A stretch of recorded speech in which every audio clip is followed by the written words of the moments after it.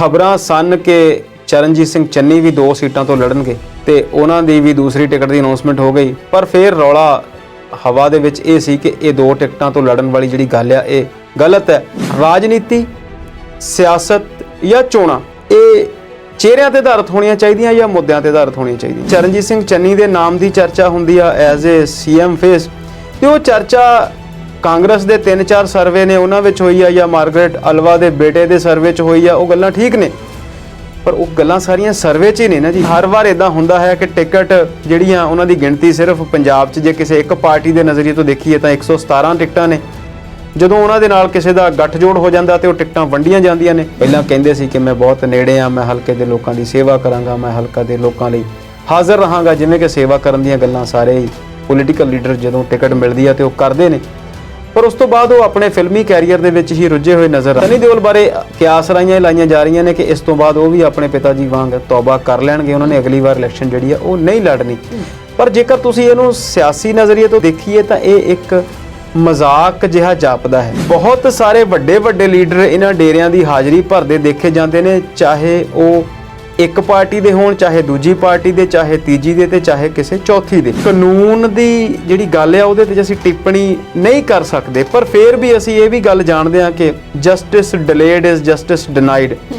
ਕਈ ਵਾਰ ਕਾਨੂੰਨੀ ਪ੍ਰਕਿਰਿਆਵਾਂ ਦੇ ਵਿੱਚ ਫਸੇ ਹੋਏ ਕੇਸ ਜਿਹੜੇ ਆ ਇੰਨਾ ਸਮਾਂ ਲਗਾ ਦਿੰਦੇ ਆ ਕਿ ਫਿਰ ਉਹ ਜਿਹੜਾ ਇਨਸਾਫ ਆ ਉਹਦਾ ਸਵਾਦ ਜਿਹੜਾ ਉਹ ਸੰਬੰਧਿਤ ਧਿਰ ਤੱਕ ਨਹੀਂ ਪਹੁੰਚਦਾ। ਮਹਾਮਾਰੀ ਦੇ ਚੱਲਦੇ ਉਹਨਾਂ ਦਾ ਲੋਕਾਂ ਤੱਕ ਪਹੁੰਚਣਾ ਤੇ ਉਹਨਾਂ ਲੋਕਾਂ ਨੂੰ ਸਵਾਲ ਪੁੱਛਣਾ ਜਿਹੜਾ ਆ ਉਹ ਇੱਕ ਰਾਜਨੀਤਿਕ ਤੌਰ ਤੇ ਇਹਨੂੰ ਬਦਲਾ ਲਈ ਵੀ ਦੇਖ ਸਕਦੇ ਆ। ਤੇ ਚੋਣ ਕਮਿਸ਼ਨ ਇਹੋ ਜਿਹੇ ਭਵਿੱਖ ਦੇ ਵਿੱਚ ਫੈਸਲੇ ਵੀ ਕਰ ਸਕਦਾ ਹੈ ਕਿ ਚੋਣ ਪ੍ਰਚਾਰ ਜਿਹੜਾ ਉਹ ਇਵੇਂ ਹੀ ਹੋਵੇ। ਸ਼ਾਹਕੋਟ ਵਾਲੇ ਪਾਸੇ ਦਰਿਆ ਦੇ ਨੇ ਜੋ ਨੁਕਸਾਨ ਕੀਤਾ, ਉਦੋਂ ਪਤਾ ਲੱਗਿਆ ਕਿ ਦਰਿਆ ਦੇ ਵਿੱਚੋਂ ਜਿਹੜੀ ਆ 20 ਫੁੱਟ ਤੱਕ ਵੀ ਰੇਤਾ ਜਿਹੜੀ ਆ ਉਹ ਚੁੱਕ ਲਈ ਗਈ ਰੇਤ ਮਾਫੀਆ ਵੱਲੋਂ। ਦੇਖੋ, ਰੇਤ ਵੀ ਮਾਫੀਆ ਬਣ ਗਿਆ। ਬੰਦੇ ਉਹੀ ਨੇ, ਲੋਕ ਉਹੀ ਨੇ, ਕੰਮ ਕਰਨ ਵਾਲੇ ਉਹੀ ਨੇ। ਬਸ ਪੈਸਾ ਪਹਿਲਾਂ ਇੱਕ ਪਾਸੇ ਨੂੰ ਜਾਂਦਾ ਸੀ ਤੇ ਹੁਣ ਦੂਜੇ ਪਾਸੇ ਨੂੰ ਜਾਣ ਲੱਗ ਗਿਆ। ਚਾਹੇ ਉਹ ਅੰਮ੍ਰਿਤਸਰ ਤੋਂ ਪਟਿਆਲੇ ਨੂੰ ਜਾਣ ਦੀ ਗੱਲ ਹੋਵੇ ਤੇ ਚਾਹੇ ਉਹ ਚੰਡੀਗੜ੍ਹ ਤੋਂ ਰੋਪੜ ਨੂੰ ਜਾਣ ਦੀ ਗੱਲ ਹੋਵੇ।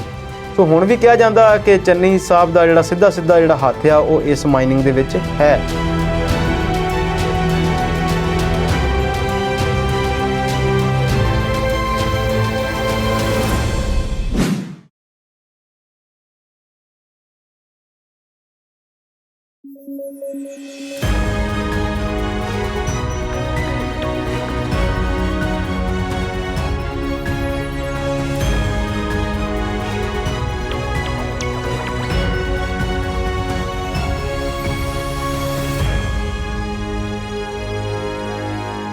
ਸਤਿ ਸ਼੍ਰੀ ਅਕਾਲ, ਤੁਸੀਂ ਦੇਖ ਰਹੇ ਹੋ ਪੰਜਾਬੀ ਨੈਸ਼ਨਲ ਟੀਵੀ ਤੇ ਪ੍ਰੋਗਰਾਮ ਹੈ ਜੀ ਵਿਚਾਰ ਚਰਚਾ। ਅੱਜ ਦੇ ਇਸ ਪ੍ਰੋਗਰਾਮ ਦੇ ਵਿੱਚ ਮੇਰੇ ਨਾਲ ਸਟੂਡੀਓ 'ਚ ਮੌਜੂਦ ਨੇ ਅੰਮ੍ਰਿਤਪਾਲ ਸ਼ਰਮਾ ਜੀ ਤੇ ਉਹਨਾਂ ਦੇ ਨਾਲ ਗੱਲ ਕਰਦੇ ਹਾਂ ਪੰਜਾਬ ਦੀ ਰਾਜਨੀਤੀ ਦੀ। ਸਤਿ ਸ਼੍ਰੀ ਅਕਾਲ ਸ਼ਰਮਾ ਜੀ, ਸਵਾਗਤ ਹੈ ਜੀ ਤੁਹਾਡਾ। ਸਤਿ ਸ਼੍ਰੀ ਅਕਾਲ ਸੁਬਲੀਨ ਜੀ, ਬਹੁਤ ਸ਼ੁਕਰੀਆ। ਸ਼ਰਮਾ ਜੀ, ਮੌਸਮ ਦਿਨੋਂ ਦਿਨ ਠੰਡਾ ਹੋਈ ਜਾਂਦਾ ਤੇ ਸਿਆਸੀ ਮਾਹੌਲ ਤੱਤਾ ਹੋਈ ਜਾਂਦਾ। ਸਿੱਧੂ ਸਾਹਿਬ ਨੇ ਮਜੀਠੀਆ ਸਾਹਿਬ ਨੂੰ ਚੈਲੰਜ ਕੀਤਾ ਸੀ ਕਿ ਜੇ ਐਡੀ ਤੇਰੇ 'ਚ ਹਿੰਮਤ ਹੈ ਤੇ ਆ ਕੱਲਾ ਅੰਮ੍ਰਿਤਸਰ ਪੂਰਬੀ ਤੋਂ ਮੇਰੇ ਨਾਲ ਲੜ। ਤੇ ਚੀਮਾ ਸਾਹਿਬ ਕਹਿੰਦੇ ਸੀ ਕਿ ਨਹੀਂ, ਉਹਨਾਂ ਨੇ 2 ਸੀਟਾਂ ਤੋਂ ਲੜਨਾ। ਤੇ ਅੱਜ ਫਾਈਨਲੀ ਵਿਕਰਮ ਸਿੰਘ ਮਜੀਠੀਆ ਨੇ ਨਵਜੋਤ ਸਿੰਘ ਸਿੱਧੂ ਦਾ ਚੈਲੰਜ ਜਿਹੜਾ ਐਕਸੈਪਟ ਕਰ ਲਿਆ। ਬਿਲਕੁਲ, ਤੁਹਾਡੀ ਗੱਲ ਠੀਕ ਹੈ ਜੀ। ਤੁਸੀਂ ਸ਼ੁਰੂ 'ਚ ਕਿਹਾ ਕਿ ਮੌਸਮ ਠੰਡਾ ਹੋ ਰਿਹਾ। ਮੈਨੂੰ ਲੱਗਦਾ ਕਿ ਮੌਸਮ ਹਾਲੇ ਹੋਰ ਠੰਡਾ ਹੋਵੇਗਾ 1-2 ਦਿਨਾਂ ਤੱਕ। ਬਾਰਿਸ਼ ਦੇ ਫਿਰ ਅਸਾਰ ਦੱਸਦੇ ਨੇ ਮੌਸਮ ਦੇ ਜਿਹੜੇ ਜਾਣਕਾਰ ਨੇ ਜਾਂ ਮੌਸਮ ਸਿਆਸੀ ਤਪਸ਼ ਉਨੀ ਵਧੀ ਜਾਂਦੀ ਜਿੰਨਾ ਮੌਸਮ ਠੰਡਾ ਵਿਭਾਗ ਦੀ ਜੇ ਗੱਲ ਕਰੀਏ ਤਾਂ। ਹਾਲਾਂਕਿ ਪਿਛਲੇ ਦਿਨਾਂ 'ਚ ਕਾਫੀ ਲੰਬੀ ਚੌੜੀ ਜਿਹੜੀ ਬਾਰਿਸ਼ ਉਹ ਹੋਈ, ਬਰਸਾਤ ਵੀ ਤੁਸੀਂ ਉਹਨੂੰ ਕਹਿ ਸਕਦੇ ਆ, ਕਾਫੀ ਦਿਨ ਮੀਂਹ ਪੈਂਦਾ ਰਿਹਾ ਤੇ ਠੰਡ ਇਸ ਵਾਰ ਜਨਵਰੀ 'ਚ ਥੋੜੀ ਲੇਟ ਜ਼ਰੂਰ ਸੀ ਪਰ ਚੰਗੀ ਠੰਡ ਪਈ। ਸਿਆਸੀ ਤਪਸ਼ ਵੱਧ ਰਹੀ ਹੈ, ਇਹਦੇ 'ਚ ਕੋਈ ਦੋ ਰਾਵਾਂ ਨਹੀਂ। ਪਰ ਆਉਣ ਵਾਲੇ ਦਿਨਾਂ ਦੇ ਵਿੱਚ ਅਗਲੇ ਹਫ਼ਤੇ ਬਸੰਤ ਆ ਜਾਣੀ ਹੈ ਤੇ ਮੌਸਮ ਦੇ ਵਿੱਚ ਗਿਰਾਵਟ ਜਿਹੜੀ ਹੈ, ਟੈਂਪਰੇਚਰ ਵਧਣ ਲੱਗ ਜਾਣਾ, ਗਰਮੀ ਹੋ ਜਾਣੀ ਆ ਜੀ। ਚਲੋ, ਇਹ ਰੁੱਤਾਂ ਦਾ ਹੇਰ ਫੇਰ ਆ, ਸਮਾਂ ਜਿਹੜਾ ਆ ਉਹ ਰੁਕਦਾ ਨਹੀਂ ਤੇ ਚੱਲਦਾ ਰਹਿੰਦਾ। ਤੁਸੀਂ ਪੰਜਾਬ ਦੀ ਜਿਹੜੀ ਗੱਲ ਕੀਤੀ ਕਿ ਵਿਕਰਮ ਸਿੰਘ ਮਜੀਠੀਏ ਨੂੰ ਚੈਲੰਜ ਕੀਤਾ ਸੀ ਨਵਜੋਤ ਸਿੰਘ ਸਿੱਧੂ ਨੇ, ਬਹੁਤ ਕਿਆਸ ਰਾਈਆਂ ਸਨ ਕਿ ਇਸ ਵਾਰ ਤਕੜੇ ਮੁਕਾਬਲੇ ਜਿਹੜੇ ਉਹ ਨਹੀਂ ਹੋਣਗੇ। ਅਸੀਂ ਇਹਦੇ ਪੱਖ ਵਿੱਚ ਹਾਂ ਜਾਂ ਵਿਪੱਖ ਵਿੱਚ ਹਾਂ, ਇਹ ਗੱਲ ਨਹੀਂ ਹੈ। ਅੰਮ੍ਰਿਤਸਰ ਉੱਤਰੀ ਜਾਂ ਅੰਮ੍ਰਿਤਸਰ ਪੂਰਬੀ ਸੀਟ ਦੀ ਜੇ ਤੁਸੀਂ ਗੱਲ ਕਰੋ ਤੇ ਉੱਥੋਂ ਨਵਜੋਤ ਸਿੰਘ ਸਿੱਧੂ ਲੜਦੇ ਨੇ ਤੇ ਉਹਨਾਂ ਦੇ ਮੁਕਾਬਲੇ ਅਕਾਲੀ ਦਲ ਨੇ ਕਾਫੀ ਲੰਬੇ ਸਮੇਂ ਤੱਕ ਕਿਸੇ ਨੂੰ ਟਿਕਟ ਨਹੀਂ ਦਿੱਤੀ ਸੀ। ਤੇ ਫਿਰ ਅਚਾਨਕ ਇੱਕ ਦਿਨ ਸੁਖਬੀਰ ਸਿੰਘ ਬਾਦਲ ਨੇ ਦਰਬਾਰ ਸਾਹਿਬ ਜਾ ਕੇ ਬਾਹਰ ਆ ਕੇ ਉੱਥੋਂ ਮੱਥਾ ਟੇਕਣ ਤੋਂ ਬਾਅਦ ਤੇ ਅਨਾਉਂਸ ਕਰ ਦਿੱਤਾ ਕਿ ਵਿਕਰਮ ਸਿੰਘ ਮਜੀਠੀਆ ਸਿੱਧੂ ਦੇ ਖਿਲਾਫ ਲੜਨਗੇ। ਤੇ ਇੱਕ ਵੱਡੀ ਘਟਨਾ ਬਣ ਗਈ।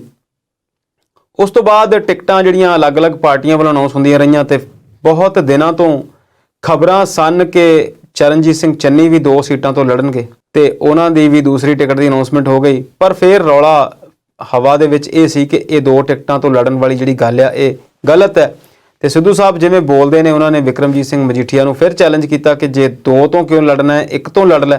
ਤੇ ਅੱਜ ਦੀ ਜਿਹੜੀ ਪ੍ਰੈਸ ਕਾਨਫਰੰਸ ਆ, ਵਿਕਰਮ ਸਿੰਘ ਮਜੀਠੀਆ ਨੇ ਇਹ ਗੱਲ ਦਾ ਐਲਾਨ ਕਰ ਦਿੱਤਾ ਕਿ ਉਹਨਾਂ ਨੇ ਆਪਣੀ ਜਿਹੜੀ ਮਜੀਠੀਆ ਜਿਹੜੀ ਉਹਨਾਂ ਦੀ ਰਵਾਇਤੀ ਸੀਟ ਹੈ, ਜਿੱਥੋਂ ਉਹ ਪਹਿਲਾਂ 2 ਵਾਰ 3 ਵਾਰ ਜਿੱਤ ਚੁੱਕੇ ਨੇ, ਜਿੱਥੋਂ 2007 'ਚ ਉਹਨਾਂ ਨੇ ਸ਼ੁਰੂਆਤ ਕੀਤੀ ਆਪਣੇ ਰਾਜਸੀ ਕੈਰੀਅਰ ਦੀ, ਉਹ ਸੀਟ ਉਹ ਛੱਡ ਦੇਣਗੇ। ਘਰੇ ਰਹੂਗੀ ਜਾਂ ਕਿਤੇ ਹੋਰ ਚਲ ਜਾਣੀ? ਹਾਂ ਬਿਲਕੁਲ, ਮੇਰਾ ਪਰ ਉੱਥੇ ਹੀ ਜਾ ਰਿਹਾ ਸੀ। ਪਰ ਗੱਲ ਇਹ ਆ ਕਿ ਉਹ ਸੀਟ ਜਿਹੜੀ ਆ ਉਹਨਾਂ ਦੀ ਧਰਮ ਪਤਨੀ ਉਹ ਲੜਨਗੇ। ਹਾਲਾਂਕਿ ਉਹ ਸਿਆਸਤ ਵਿੱਚ ਨਹੀਂ ਹਨ, ਪਰ ਸਿਆਸਤ ਉਹਨਾਂ ਦੇ ਘਰ ਵਿੱਚ ਜ਼ਰੂਰ ਹੈ ਤੇ ਹੁਣ ਉਹ ਸੀਟ ਜਿਹੜੀ ਆ ਉਹਨਾਂ ਨੇ ਛੱਡ ਦਿੱਤੀ ਆ। ਪ੍ਰੈਸ ਕਾਨਫਰੰਸ ਅੱਜ ਕਰ ਹੋ ਗਈ ਆ। ਅੱਜ ਨਾਮਜ਼ਦਗੀਆਂ ਦਾ ਆਖਰੀ ਦਿਨ ਸੀ, ਬਹੁਤ ਸਾਰੀਆਂ ਨਾਮਜ਼ਦਗੀਆਂ ਹੋ ਗਈਆਂ ਨੇ, ਲਗਭਗ ਜਿਹੜੀਆਂ ਹੋਣੀਆਂ ਸੀ, ਜਿਹਨੇ ਇਸ ਪਿੜ ਦੇ ਵਿੱਚ ਕੁੱਦਣਾ ਸੀ ਉਹ ਕੁੱਦ ਚੁੱਕੇ ਨੇ ਤੇ 2-3 ਦਿਨ ਦੀ ਸਕਰੂਟਨੀ ਤੋਂ ਬਾਅਦ 4 ਤਰੀਕ ਤੱਕ ਜਿਹੜੀ ਨਾਮਜ਼ਦਗੀਆਂ ਦੀ ਜਾਂਚ ਪੜਤਾਲਿਆ ਹੋ ਜਾਣੀ। ਉਸ ਤੋਂ ਬਾਅਦ ਫਿਰ ਜਿਨ੍ਹਾਂ ਨੇ ਸੀਟ ਆਪਣੀ ਨਹੀਂ ਲੜਨੀ ਉਹ ਆਪਣੇ ਪੇਪਰ ਜਿਹੜੇ ਨੇ ਉਹਨਾਂ ਨੂੰ ਕਹਿੰਦੇ ਨੇ ਕਿ ਚੁੱਕ ਲੈਣਗੇ ਜਾਂ ਨੋਮੀਨੇਸ਼ਨ ਜਿਹੜੀ ਉਹ ਵਿਦਡਰਾ ਕਰ ਲੈਣਗੇ। ਤੇ ਆਸ ਕਰਦੇ ਹਾਂ ਕਿ ਵਿਕਰਮ ਸਿੰਘ ਮਜੀਠੀਆ ਆਪਣੇ ਕਹੇ ਅਨੁਸਾਰ ਹੁਣ ਇਹ ਜਿਹੜੀ ਸੀਟ ਆ ਇਹ ਛੱਡ ਦੇਣਗੇ ਤੇ ਉਹ ਸਿਰਫ ਇੱਕੋ ਸੀਟ ਦੇ ਉੱਤੇ ਫੋਕਸ ਰਹਿਣਗੇ। ਅਸੀਂ ਬਹੁਤ ਵਾਰ ਇਸ ਗੱਲ ਨੂੰ ਡਿਸਕਸ ਕਰਦੇ ਹਾਂ ਕਿ ਰਾਜਨੀਤੀ, ਸਿਆਸਤ ਜਾਂ ਚੋਣਾਂ ਇਹ ਚਿਹਰਿਆਂ ਤੇ ਆਧਾਰਿਤ ਹੋਣੀਆਂ ਚਾਹੀਦੀਆਂ ਜਾਂ ਮੁੱਦਿਆਂ ਤੇ ਆਧਾਰਿਤ ਹੋਣੀਆਂ ਚਾਹੀਦੀਆਂ। ਪਰ ਜਿਵੇਂ ਕਿ ਅਸੀਂ ਧਰਮ 'ਚ ਦੇਖਦੇ ਹਾਂ ਕਿ ਸਰੀਰ ਤੋਂ ਬਿਨਾਂ ਆਤਮਾ ਦੀ ਗੱਲ ਜਾਂ ਆਤਮਾ ਤੋਂ ਬਿਨਾਂ ਸਰੀਰ ਦੀ ਗੱਲ ਜਿਹੜੀ ਆ ਉਹ ਸੰਭਵ ਨਹੀਂ, ਇਸੇ ਤਰੀਕੇ ਚਿਹਰਿਆਂ ਤੋਂ ਬਿਨਾਂ ਮੁੱਦੇ ਵੀ ਤੁਸੀਂ ਨਹੀਂ ਖੰਗਾਲ ਸਕਦੇ ਜਾਂ ਸਾਹਮਣੇ ਲਿਆ ਸਕਦੇ ਤੇ ਮੁੱਦਿਆਂ ਤੋਂ ਬਿਨਾਂ ਚਿਹਰੇ ਵੀ ਜਿਹੜੇ ਆ ਉਹ ਹਲਕੇ ਲੱਗਦੇ ਨੇ, ਛੋਟੇ ਲੱਗਦੇ ਨੇ। ਪਰ ਫਿਰ ਵੀ ਬਹੁਤ ਵਾਰ ਅਸੀਂ ਗੱਲ ਕਰਦੇ ਹਾਂ ਕਿ ਮੁੱਦਿਆਂ ਦੀ ਗੱਲ ਹੋਣੀ ਚਾਹੀਦੀ ਹੈ, ਚਾਹੇ ਉਹ ਕੋਈ ਵੀ ਕਰਦਾ ਹੋਵੇ। ਪਰ ਅਸੀਂ ਜਾਣਦੇ ਹਾਂ ਕਿ ਜਿੰਨਾ ਚਿਹਰਾ ਵੱਡਾ ਹੁੰਦਾ ਆ ਓਨੀ ਜਿਹੜੀ ਆ ਸਿਆਸੀ ਤਪਸ਼ ਜਿਹੜੀ ਤੁਸੀਂ ਕਿਹਾ ਉਹ ਵੱਧ ਜਾਂਦੀ ਆ। ਇਸ ਵੇਲੇ ਸਾਰੇ ਹੀ ਜਿਹੜੇ ਨੇ ਉਹ ਇਸੇ ਸੀਟ ਦੀ ਗੱਲ ਕਰਦੇ ਨੇ ਤੇ ਹੁਣ ਇਹ ਮੁਕਾਬਲਾ ਅੱਜ ਦੇ ਐਲਾਨ ਦੇ ਨਾਲ ਹੋਰ ਵੀ ਰੋਮਾਂਚਵਾਦੀ ਹੋ ਜਾਵੇਗਾ। ਹੋਰ ਵੀ ਮੁੱਦੇ ਜਿਹੜਾ ਬੰਦਾ ਜ਼ਿਆਦਾ ਉਭਾਰਦਾ ਉਹ ਮਨ ਭਾਉਂਦਾ ਚਿਹਰਾ ਹੋਵੇ, ਜ਼ਰੂਰੀ ਤਾਂ ਨਹੀਂ। ਸਿੱਧੂ ਸਾਹਿਬ ਨੇ ਇੰਨੇ ਮੁੱਦੇ ਚੁੱਕੇ ਨੇ ਪਰ ਲੋਕ ਦੱਬਵੀਂ ਆਵਾਜ਼ ਦੇ ਵਿੱਚ ਚੰਨੀ ਸਾਹਿਬ ਦੇ ਸੀਐਮ ਹੋਣ ਦੀ ਮੰਗ ਕਰਦੇ ਨੇ। ਦੇਖੋ ਲੋਕ ਕੀ ਮੰਗ ਕਰਦੇ ਨੇ, ਲੋਕ ਕਿਉਂ ਮੰਗ ਕਰਦੇ ਨੇ, ਲੋਕਾਂ ਦੀ ਮੰਗ ਕਿੱਥੇ ਤੱਕ ਪਹੁੰਚਦੀ ਆ ਤੇ ਕੌਣ ਉਹਨੂੰ ਉਸ ਮੰਗ ਨੂੰ ਸਵੀਕਾਰ ਕਰਦਾ ਤੇ ਅਸਵੀਕਾਰ ਕਰਦਾ, ਇਹ ਬਹੁਤ ਹੋਰ ਕੈਟਾਗਰੀ ਦੇ ਪ੍ਰਸ਼ਨ ਨੇ ਜਿਨ੍ਹਾਂ ਦੀ ਤੁਸੀਂ ਗੱਲ ਕੀਤੀ ਹੈ। ਕੇਜਰੀਵਾਲ ਸਾਹਿਬ ਨੇ ਬੀਤੇ ਦਿਨੀ ਜਦੋਂ ਭਗਵੰਤ ਮਾਨ ਜੀ ਨੂੰ ਅਨਾਉਂਸ ਕੀਤਾ ਸੀ ਕੈਂਡੀਡੇਟ ਤੇ ਉਦੋਂ ਜਿਹੜੀ ਉਹਨਾਂ ਨੇ ਲੋਕ ਮਨਾਂ ਦੀ ਗੱਲ ਕੀਤੀ ਉਹਦੇ ਬਾਰੇ ਤੁਸੀਂ ਕਈ ਵਾਰ ਡਿਸਕਸ ਕੀਤਾ ਔਨ ਦੀ ਕੈਮਰਾ ਤੇ ਆਫ ਦੀ ਕੈਮਰਾ ਵੀ ਕਿ ਉਹ ਫੋਨ ਕਾਲਸ ਕਿੱਥੋਂ ਆਈਆਂ, ਕਿੱਥੇ ਗਈਆਂ ਤੇ ਉਹਨਾਂ ਲੋਕਾਂ ਨੂੰ ਕੀ ਦੱਸਿਆ ਸੀ, ਤੁਸੀਂ ਕਿਹਦਾ ਨਾਮ ਲੈਣਾ ਹੈ, ਉਹ ਸਾਰੀਆਂ ਗੱਲਾਂ ਜਿਹੜੀਆਂ ਨੇ ਉਹ ਲਟਕਦੀਆਂ ਹੋਈਆਂ ਨੇ ਜੀ। ਸੋ ਇਸੇ ਤਰੀਕੇ ਦੇ ਨਾਲ ਤੁਸੀਂ ਜਿਹੜੀ ਗੱਲ ਕੀਤੀ ਕਿ ਚਰਨਜੀਤ ਸਿੰਘ ਚੰਨੀ ਦੇ ਨਾਮ ਦੀ ਚਰਚਾ ਹੁੰਦੀ ਆ ਐਜ਼ ਏ ਸੀਐਮ ਫੇਸ, ਤੇ ਉਹ ਚਰਚਾ ਕਾਂਗਰਸ ਦੇ 3-4 ਸਰਵੇ ਨੇ ਉਹਨਾਂ ਵਿੱਚ ਹੋਈ ਆ ਜਾਂ ਮਾਰਗਰੇਟ ਅਲਵਾ ਦੇ ਬੇਟੇ ਦੇ ਸਰਵੇ 'ਚ ਹੋਈ ਆ, ਉਹ ਗੱਲਾਂ ਠੀਕ ਨੇ ਪਰ ਉਹ ਗੱਲਾਂ ਸਾਰੀਆਂ ਸਰਵੇ 'ਚ ਹੀ ਨੇ ਨਾ ਜੀ। ਅਸਲੀਅਤ 'ਚ ਕੀ ਹੈ ਕੀ ਨਹੀਂ ਹੈ ਇਹ ਤਾਂ ਹਾਈ ਕਮਾਂਡ ਨੇ ਮੋਹਰ ਲਾ ਕੇ ਦੇਣੀ ਆ।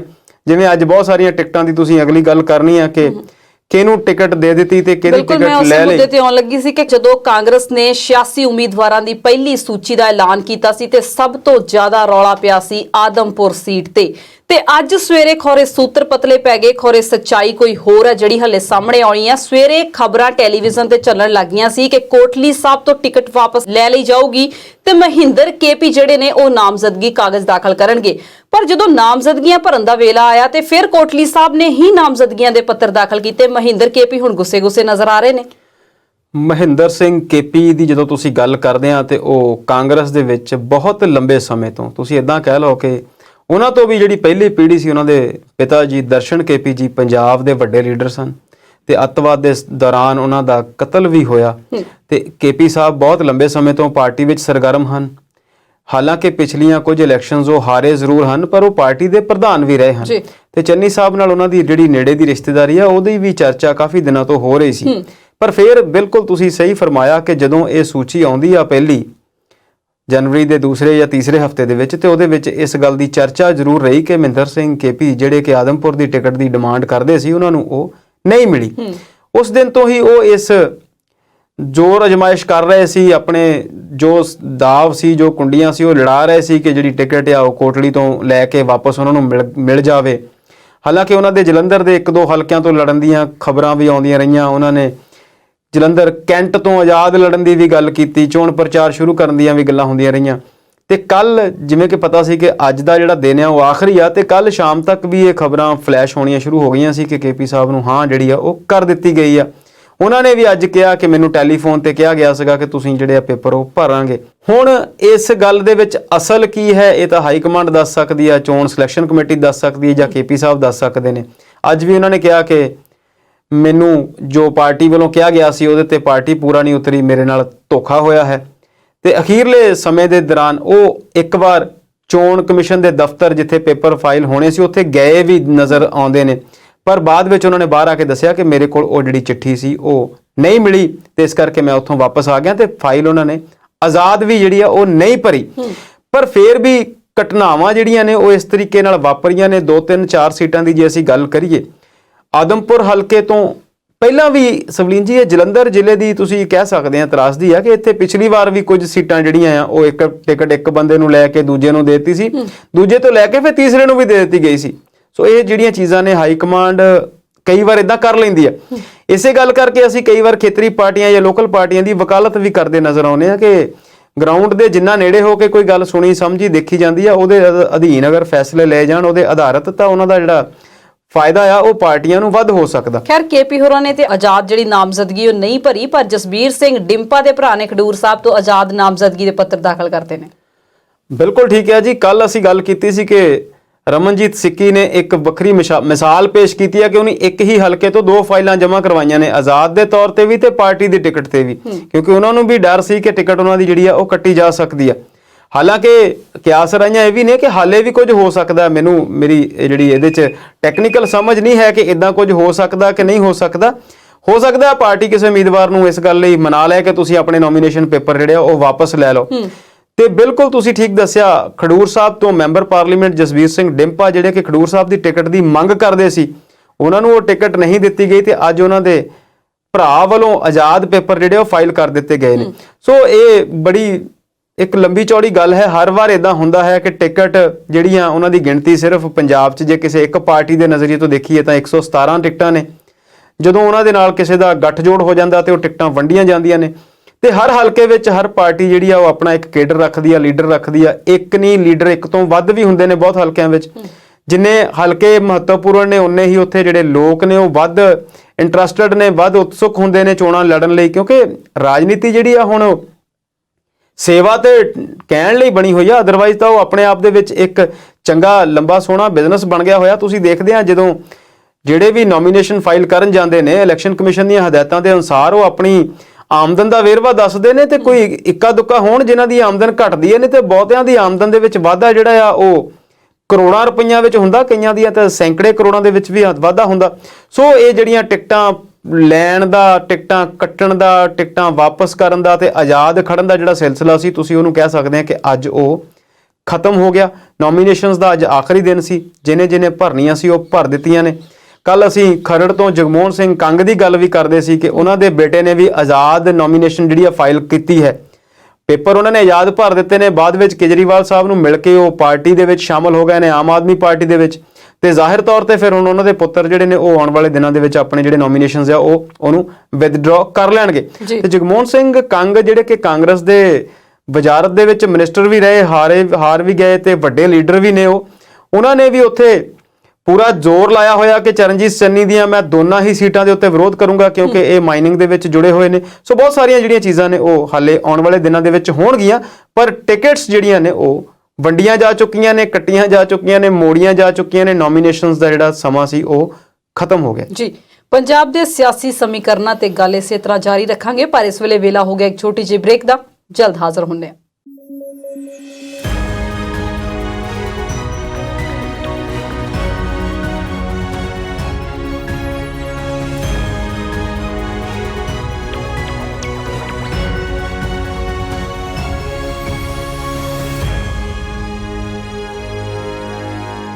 ਬ੍ਰੇਕ ਤੋਂ ਬਾਅਦ ਪ੍ਰੋਗਰਾਮ ਵਿਚਾਰ ਚਰਚਾ ਦੇਖ ਰਹੇ ਦਰਸ਼ਕਾਂ ਦਾ ਸਵਾਗਤ ਕਰਦੇ ਹਾਂ। ਸ਼ਰਮਾ ਜੀ, ਗੱਲ ਪੰਜਾਬ ਦੀ ਰਾਜਨੀਤੀ ਦੀ ਕਰ ਰਹੇ ਹਾਂ ਤੇ ਹੁਣ ਜਿਹੜਾ ਕਿ ਮਾਝੇ ਵੱਲ ਨੂੰ ਗੇੜਾ ਮਾਰਦੇ ਹਾਂ। ਆ ਗੁਰਦਾਸਪੁਰ ਦੇ ਲੋਕ ਆਪਣਾ ਸਨੀ ਦਿਓਲ ਉਡੀਕ ਰਹੇ ਨੇ, ਬਹਿ ਕੇ ਕਹਿੰਦੇ ਆਉਂਦਾ ਨਹੀਂ, ਵੋਟਾਂ ਨਹੀਂ ਮੰਗਦਾ। ਦੇਖੋ, ਜਿਹੜੇ ਇਹ ਲੋਕ ਨੇ, ਕਈ ਵਾਰ ਤੁਹਾਨੂੰ ਇਹੋ ਜਿਹੀਆਂ ਚੀਜ਼ਾਂ ਮਿਲ ਜਾਂਦੀਆਂ ਨੇ ਜਿਹਦੇ ਲਈ ਤੁਸੀਂ ਕੋਈ ਬਹੁਤ ਕੋਸ਼ਿਸ਼ ਨਹੀਂ ਕੀਤੀ ਹੁੰਦੀ, ਤਰੱਦਦ ਨਹੀਂ ਕੀਤਾ ਹੁੰਦਾ, ਮਿਹਨਤ ਨਹੀਂ ਕੀਤੀ ਹੁੰਦੀ। ਜਿਹੜੇ ਲੋਕ ਵੈਸੇ ਮਾੜੀ ਗੁਰਦਾਸਪੁਰੀਆਂ ਨਾਲ ਜਦੋਂ ਦਾ ਉਹਨੂੰ ਜਿੱਤ ਕੇ ਉਹਨਾਂ ਨੇ ਬੰਬੇ ਭੇਜਿਆ, ਉਹ ਨਹੀਂ ਮੁੜਿਆ। ਚਲੋ, ਤੁਸੀਂ ਗੁਰਦਾਸਪੁਰੀ ਹੋ, ਤੁਸੀਂ ਇਦਾਂ ਕਹਿ ਸਕਦੇ ਹੋ, ਅਸੀਂ ਇਦਾਂ ਕਵਾਂਗੇ ਤੇ ਜ਼ਿਲ੍ਹੇ ਦੇ ਲੋਕ ਨਾਰਾਜ਼ ਵੀ ਹੋ ਸਕਦੇ ਨੇ, ਸੱਜਣ ਮਿੱਤਰ ਵੀ ਬੜੇ ਨੇ। ਪਰ ਗੱਲ ਇਹ ਹੈ ਜੀ ਕਿ ਇਹ ਕਈ ਵਾਰ ਇਦਾਂ ਹੁੰਦਾ ਕਿ ਇੱਥੋਂ ਦੇ ਲੋਕਾਂ ਨੇ ਪਹਿਲਾਂ ਵੀ ਅਜਿਹਾ ਕੀਤਾ ਕਿ ਵਿਨੋਦ ਖੰਨਾ ਨੂੰ ਬਹੁਤ ਦੇਰ ਬਣਾਈ ਰੱਖਿਆ।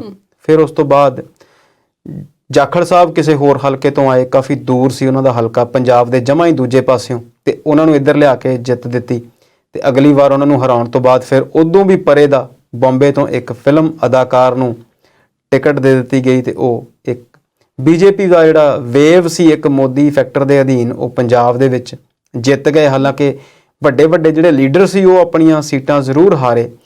ਜੇਕਰ ਬੀਜੇਪੀ ਦੀ ਹੀ ਗੱਲ ਕਰੀਏ ਤਾਂ ਉਸ ਤੋਂ ਪਿਛਲੀ ਟਰਮ ਦੇ ਵਿੱਚ ਇੱਥੋਂ ਅਰੁਣ ਜੇਤਲੀ, ਜਿਹੜੇ ਕਿ ਭਾਰਤ ਦੇ ਬਹੁਤ ਵੱਡੇ ਲੀਡਰ ਮੰਨੇ ਜਾਂਦੇ ਸਨ, ਸੀਟ ਹਾਰਨ ਦੇ ਬਾਵਜੂਦ ਵੀ ਉਹ ਫਾਈਨਾਂਸ ਮਿਨਿਸਟਰ ਬਣੇ। ਉਹਨਾਂ ਨੂੰ ਅੰਮ੍ਰਿਤਸਰ ਤੋਂ ਹਾਰ ਦਾ ਮੂੰਹ ਦੇਖਣਾ ਪਿਆ। ਤੇ ਜਿਹੜੇ ਲੋਕ, ਜਿਹਨਾਂ ਲੀਡਰਾਂ ਦੀ ਤੁਸੀਂ ਗੱਲ ਕਰਦੇ ਆ, ਜਿਨ੍ਹਾਂ ਨੇ ਸਿਆਸਤ ਦਾ ਕਦੀ ਦੂਰੋਂ ਵੀ ਊੜਾ ਐੜਾ ਨਹੀਂ ਸੀ ਦੇਖਿਆ, ਹਾਲਾਂਕਿ ਉਹਨਾਂ ਦੀ ਫੈਮਿਲੀ 'ਚ ਸਿਆਸਤ ਰਹੀ ਆ, ਫਿਰ ਵੀ ਉਹ ਸਿਆਸਤ ਤੋਂ ਬਹੁਤ ਦੂਰ ਸੀ। ਉਹਨਾਂ ਨੂੰ ਗੁਰਦਾਸਪੁਰ ਤੋਂ ਟਿਕਟ ਮਿਲੀ ਤੇ ਉਹ ਵੱਡੇ ਫਰਕ ਨਾਲ ਇੱਥੋਂ ਜਿੱਤ ਗਏ। ਪਰ ਜਿੱਤ ਦੇ ਨਾਲ ਹੀ ਉਹ ਇਸ ਜਿਹੜੇ ਤੁਸੀਂ ਕਹਿੰਦੇ ਆ ਕਿ ਉਹਦੇ ਵਿੱਚ ਵੀ ਰਹੇ, ਉਹ ਲਾਈਮਲਾਈਟ ਦੇ ਵਿੱਚ ਵੀ, ਸੁਰਖੀਆਂ ਦੇ ਵਿੱਚ ਵੀ, ਵਿਵਾਦਾਂ ਦਾ ਵੀ ਕਾਰਨ ਬਣੇ। ਉਹਨਾਂ ਨੇ ਕਿਸੇ ਨੂੰ ਇੱਥੋਂ ਆਪਣੀ ਸੀਟ ਜਿਹੜੀ ਆ ਉਹ ਲਿਖ ਕੇ ਵੀ ਦੇ ਦਿੱਤਾ ਕਿ ਮੇਰੇ ਜਿਹੜੇ ਕੰਮ ਨੇ ਉਹ ਇੱਥੇ ਕੋਈ ਹੋਰ ਦੇਖੇਗਾ। ਉਸ ਤੋਂ ਬਾਅਦ ਕਿਸਾਨ ਅੰਦੋਲਨ ਦੇ ਚੱਲਦਿਆਂ ਵੀ ਉਹਨਾਂ ਦਾ ਬਹੁਤ ਜ਼ਿਆਦਾ ਵਿਰੋਧ ਲੋਕਾਂ ਵੱਲੋਂ ਕੀਤਾ ਗਿਆ। ਦੀਪ ਸਿੱਧੂ ਨਾਲ ਉਹਨਾਂ ਦੇ ਨੇੜਤਾ ਹੋਣ ਨੂੰ ਵੀ ਬਹੁਤ ਜ਼ਿਆਦਾ ਪੰਜਾਬ ਵਿੱਚ ਕਈ ਨਜ਼ਰੀਆਂ ਤੋਂ ਦੇਖਿਆ ਜਾਂਦਾ ਰਿਹਾ। ਤੇ ਹੁਣ ਵੀ ਖਬਰਾਂ ਇਹ ਨੇ ਕਿ ਉਹਨਾਂ ਦੇ ਪੋਸਟਰ ਵੀ ਕਈ ਵਾਰ ਸ਼ਹਿਰ ਦੇ ਵਿੱਚ ਲੱਗੇ ਕਿ ਸਨੀ ਦਿਓਲ ਜਿਹੜੇ ਨੇ ਉਹ ਗਾਇਬ ਨੇ। ਪਹਿਲਾਂ ਕਹਿੰਦੇ ਸੀ ਕਿ ਮੈਂ ਬਹੁਤ ਨੇੜੇ ਆ, ਮੈਂ ਹਲਕੇ ਦੇ ਲੋਕਾਂ ਦੀ ਸੇਵਾ ਕਰਾਂਗਾ, ਮੈਂ ਹਲਕਾ ਦੇ ਲੋਕਾਂ ਲਈ ਹਾਜ਼ਰ ਰਹਾਂਗਾ, ਜਿਵੇਂ ਕਿ ਸੇਵਾ ਕਰਨ ਦੀਆਂ ਗੱਲਾਂ ਸਾਰੇ ਹੀ ਪੋਲੀਟੀਕਲ ਲੀਡਰ ਜਦੋਂ ਟਿਕਟ ਮਿਲਦੀ ਆ ਤੇ ਉਹ ਕਰਦੇ ਨੇ। ਪਰ ਉਸ ਤੋਂ ਬਾਅਦ ਉਹ ਆਪਣੇ ਫਿਲਮੀ ਕੈਰੀਅਰ ਦੇ ਵਿੱਚ ਹੀ ਰੁੱਝੇ ਹੋਏ ਨਜ਼ਰ ਆਏ। ਇਹਨਾਂ ਦੇ ਫਾਦਰ ਸਾਹਿਬ ਧਰਮਿੰਦਰ, ਜਿਹੜੇ ਕਿ ਬਹੁਤ ਮਸ਼ਹੂਰ ਅਦਾਕਾਰ ਨੇ, ਉਹਨਾਂ ਨੇ ਵੀ ਇੱਕ ਵਾਰ ਬੀਕਾਨੇਰ ਤੋਂ ਮੈਂਬਰ ਪਾਰਲੀਮੈਂਟ ਬਣੇ ਸੀ, ਪਰ ਬਾਅਦ ਵਿੱਚ ਉਹਨਾਂ ਨੇ ਸਿਆਸਤ ਤੋਂ ਤੌਬਾ ਕਰ ਲਈ ਸੀ। ਇਹਨਾਂ ਦੇ ਮਾਤਾ ਜੀ ਹਿਮਾ ਮਾਲਣੀ, ਉਹ ਦੂਸਰੀ ਵਾਰ ਤੋਂ ਮੈਂਬਰ ਪਾਰਲੀਮੈਂਟ ਹਨ ਯੂਪੀ ਦੇ ਮਥੁਰਾ ਤੋਂ, ਤੇ ਹੁਣ ਵੀ ਐਕਟਿਵ ਪੋਲਿਟਿਕਸ ਦੇ ਵਿੱਚ ਹਨ। ਸਨੀ ਦਿਓਲ ਬਾਰੇ ਕਿਆਸ ਲਾਈਆਂ ਜਾ ਰਹੀਆਂ ਨੇ ਕਿ ਇਸ ਤੋਂ ਬਾਅਦ ਉਹ ਵੀ ਆਪਣੇ ਪਿਤਾ ਜੀ ਵਾਂਗ ਤੌਬਾ ਕਰ ਲੈਣਗੇ, ਉਹਨਾਂ ਨੇ ਅਗਲੀ ਵਾਰ ਇਲੈਕਸ਼ਨ ਜਿਹੜੀ ਆ ਉਹ ਨਹੀਂ ਲੜਨੀ। ਪਰ ਜੇਕਰ ਤੁਸੀਂ ਇਹਨੂੰ ਸਿਆਸੀ ਨਜ਼ਰੀਏ ਤੋਂ ਦੇਖੀਏ ਤਾਂ ਇਹ ਇੱਕ ਮਜ਼ਾਕ ਜਿਹਾ ਜਾਪਦਾ ਹੈ। ਹਾਲਾਂਕਿ ਤੁਸੀਂ ਇਹ ਇਲੈਕਸ਼ਨ ਲੜੀ ਹੈ, ਜਿੱਤੇ ਹੋ, ਲੋਕਾਂ ਦੀਆਂ ਤੁਹਾਡੇ ਤੋਂ ਕੁਝ ਆਸ਼ਾਵਾਂ ਹਨ ਕਿ ਤੁਸੀਂ ਉਹਨਾਂ ਦੇ ਕੰਮ ਕਰਨੇ ਆ, ਉਹਨਾਂ ਦੇ ਮਸਲਿਆਂ ਬਾਰੇ ਸਮਝਣਾ ਹੈ, ਆਉਣਾ ਹੈ, ਦੇਖਣਾ ਹੈ। ਕਿਉਂਕਿ ਅਸੀਂ ਦੇਖਦੇ ਹਾਂ ਬਹੁਤ ਸਾਰੇ ਲੀਡਰ ਸਿਰਫ ਇਸੇ ਕਰਕੇ ਆਪਣੇ ਹਲਕੇ ਦੇ ਵਿੱਚ ਅਗਲੀ ਵਾਰ ਵੀ ਜਿੱਤ ਜਾਂਦੇ ਨੇ ਕਿ ਉਹ ਹਲਕੇ ਵਿੱਚ ਵਿਚਰਦੇ ਹਨ, ਲੋਕਾਂ ਦੇ ਨਾਲ ਨੇੜਤਾ ਰੱਖਦੇ ਹਨ। ਜਿੱਦਾਂ ਪ੍ਰਕਾਸ਼ ਸਿੰਘ ਬਾਦਲ ਕਹਿੰਦੇ ਨੇ ਕਿ ਲੋਕਾਂ ਨੂੰ ਨਾਲ ਲੈ ਕੇ ਚੱਲਣ ਦੀ ਕਲਾ ਹੀ ਰਾਜਨੀਤੀ ਹੈ।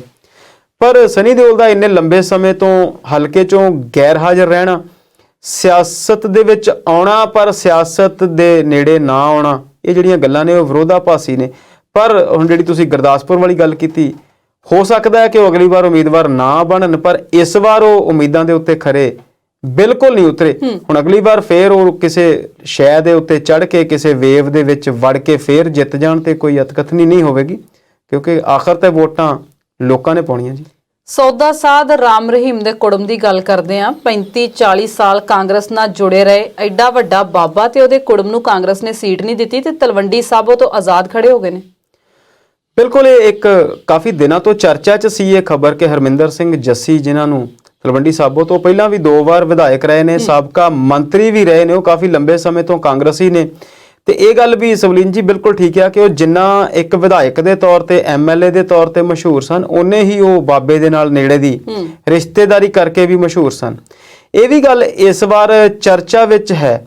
ਬਹੁਤ ਸਾਰੇ ਲੋਕ, ਬਹੁਤ ਸਾਰੇ ਜਿਹੜੇ ਖਬਰੀਆ ਚੈਨਲ ਹਨ, ਉਹ ਇਸ ਗੱਲ ਦੀ ਗੱਲ ਕਰਦੇ ਨੇ ਕਿ ਡੇਰਾ ਪ੍ਰਭਾਵ ਜਿਹੜਾ ਆ ਉਹ ਪੰਜਾਬ ਵਿੱਚ ਕਿੰਨਾ ਹੈ ਜਾਂ ਯੂਪੀ ਵਿੱਚ ਕਿੰਨਾ ਹੈ, ਵੱਖ-ਵੱਖ ਧਰਮਾਂ ਦੇ ਲੋਕ ਕਿੰਨੇ ਹਨ, ਵੱਖ-ਵੱਖ ਜਾਤੀਆਂ ਦੇ ਲੋਕ ਕਿੰਨੇ ਹਨ, ਵੱਖ-ਵੱਖ ਪ੍ਰਥਾਵਾਂ ਨੂੰ ਮੰਨਣ ਵਾਲੇ ਲੋਕ ਕਿਵੇਂ ਵੋਟ ਪਾਉਣਗੇ, ਕਿਵੇਂ ਵੋਟ ਨਾ ਪਾਉਣਗੇ, ਇਹ ਚਰਚਾ ਜਿਹੜੀ ਆ ਸਦੀਵੀ ਚੱਲਦੀ ਰਹਿੰਦੀ ਹੈ ਤੇ ਇਸ ਵਾਰ ਵੀ ਚਰਚਾ 'ਚ ਆ। ਤੁਸੀਂ ਅਕਸਰ ਗੱਲ ਕਰਦੇ ਆ ਕਿ ਮਾਲਵੇ ਦੇ ਵਿੱਚ ਡੇਰੇ ਦਾ ਬਹੁਤ ਵੱਡਾ ਪ੍ਰਭਾਵ ਹੈ, ਦੁਆਬੇ ਦੇ ਵਿੱਚ ਕੁਝ ਹੋਰ ਡੇਰਿਆਂ ਦਾ ਪ੍ਰਭਾਵ ਹੈ, ਮਾਝੇ ਦੇ ਵਿੱਚ ਵੀ ਕੁਝ ਹੋਰ ਡੇਰਿਆਂ ਦਾ ਪ੍ਰਭਾਵ ਹੈ।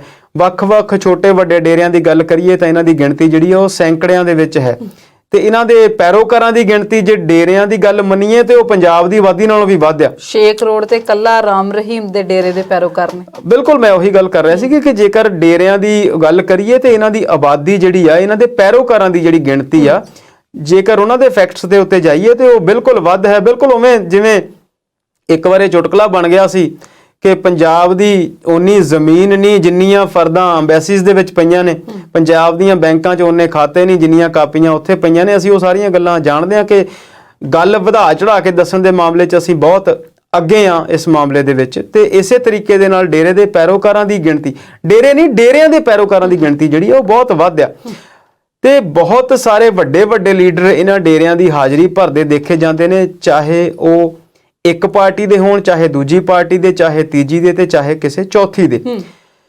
ਤੇ ਬਹੁਤ ਸਾਰੀਆਂ ਟਿਕਟਸ ਨੂੰ, ਬਹੁਤ ਸਾਰੀਆਂ ਸੀਟਾਂ ਨੂੰ ਇਹ ਡੇਰੇ ਪ੍ਰਭਾਵਿਤ ਕਰਦੇ ਨੇ ਤੇ ਡੇਰੇ ਦੇ ਫਿਰ ਇੰਨੇ ਨੇੜਲੇ ਬੰਦੇ ਦੀ ਟਿਕਟ ਕੱਟੀ ਜਾਣ ਤੋਂ ਇਹ ਗੱਲ ਸਾਹਮਣੇ ਆਉਂਦੀ ਆ ਕਿ ਕਾਂਗਰਸ ਇਸ ਵਾਰ ਉਸ ਡੇਰੇ ਤੋਂ ਇੱਕ ਵਿੱਥ ਜਿਹੜੀ ਆ ਉਹ ਬਣਾ ਕੇ ਚੱਲਣਾ ਚਾਹੁੰਦੀ ਆ। ਇਹਨੂੰ ਤੁਸੀਂ ਇਦਾਂ ਵੀ ਕਹਿ ਸਕਦੇ ਆ ਕਿ ਹੋ ਸਕਦਾ ਹੈ ਉਹਨਾਂ ਨੂੰ ਇਸ ਗੱਲ ਤੋਂ ਡਰ ਹੋਵੇ ਕਿ ਜੇਕਰ ਉਹ ਡੇਰੇ ਦੇ ਵੱਧ ਨੇੜੇ ਜਾਣਗੇ ਤੇ ਉਹਨਾਂ ਦਾ ਕੋਈ ਨੁਕਸਾਨ ਹੋ ਸਕਦਾ ਹੈ, ਕਿਉਂਕਿ ਬੇਅਦਬੀ ਇੱਕ ਅਜਿਹਾ ਮੁੱਦਾ ਸੀ ਜਿਹੜਾ ਸਿੱਧਾ ਉਸ ਡੇਰੇ ਨਾਲ ਜੁੜਿਆ ਹੋਇਆ ਸੀ। ਤੇ ਬੀਤੇ ਦਿਨੀ ਜਦੋਂ ਸਲਾਬਤਪੁਰਾ ਜਿਹੜਾ ਪੰਜਾਬ ਦੇ ਵਿੱਚ ਉਹਨਾਂ ਦਾ ਵੱਡਾ ਡੇਰਾ ਆ ਸਭ ਤੋਂ, ਉੱਥੇ ਉਹਨਾਂ ਦਾ ਇੱਕ ਦਿਨ ਮਨਾਉਣ ਦੇ ਵੇਲੇ ਫਿਰ ਵੱਡੇ ਵੱਡੇ ਲੀਡਰ ਉੱਥੇ ਨਜ਼ਰ ਆਏ ਸੀ ਤੇ ਬੀਜੇਪੀ ਤੋਂ ਸੁਰਜੀਤ ਕੁਮਾਰ ਜਾਨੀ ਨੇ ਕਿਹਾ ਸੀ ਕਿ ਅਜਿਹਾ ਤੇ ਮੈਂ ਕੋਈ ਸੰਤ ਹੀ ਨਹੀਂ ਦੇਖਿਆ।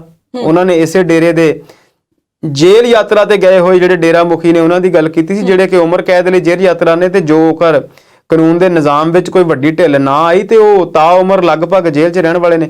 ਫਿਰ ਵੀ ਪੈਰੋਕਾਰਾਂ ਨੂੰ ਬਾਬੇ ਨੂੰ ਇਨਸਾਫ ਦਿਵਾਉਣ ਦਾ ਹੌਸਲਾ ਵੀ ਦਿੱਤਾ ਹੈ। ਬਿਲਕੁਲ, ਮੈਂ ਉਸੇ ਗੱਲ ਦੀ ਗੱਲ ਕਰਦਾ ਸੀ ਕਿ ਹੋ ਸਕਦਾ ਹੈ ਕਿ ਕਾਂਗਰਸ ਇਸ ਡੇਰੇ ਤੋਂ ਇਸ ਵਾਰ ਇੱਕ ਖਾਸ ਤਰੀਕੇ ਦੀ ਜਿਹੜੀ ਆ ਉਹ ਦੂਰੀ ਬਣਾ ਕੇ ਚੱਲ ਰਹੀ ਹੋਵੇ। ਇਸੇ ਕਰਕੇ ਉਹਨਾਂ ਨੇ ਉਹਨਾਂ ਦੇ ਨੇੜਲੇ ਰਿਸ਼ਤੇਦਾਰ ਨੂੰ ਟਿਕਟ ਵੀ ਨਹੀਂ ਦਿੱਤੀ ਤੇ ਉਸ ਬੇਅਦਬੀ ਵਾਲੇ ਮੁੱਦੇ ਨੂੰ ਜਿਉਂਦਾ ਰੱਖਣ ਲਈ ਉਸ ਚੀਜ਼ ਤੋਂ ਆਪਣੇ ਆਪ ਨੂੰ ਪਾਸੇ ਕਰ ਲਿਆ ਹੋਵੇ।